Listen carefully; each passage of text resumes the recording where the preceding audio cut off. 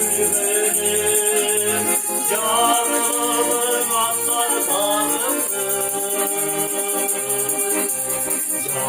Canevimin yumuşak güvenim, yarımın atlar barındır.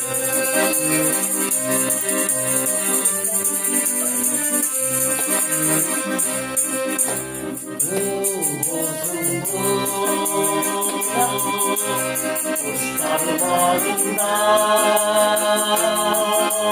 anla gelip onca şalıma, o çalımda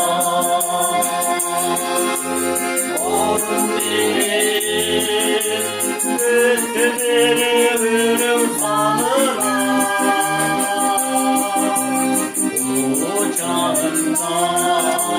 Onun derin, müftülerim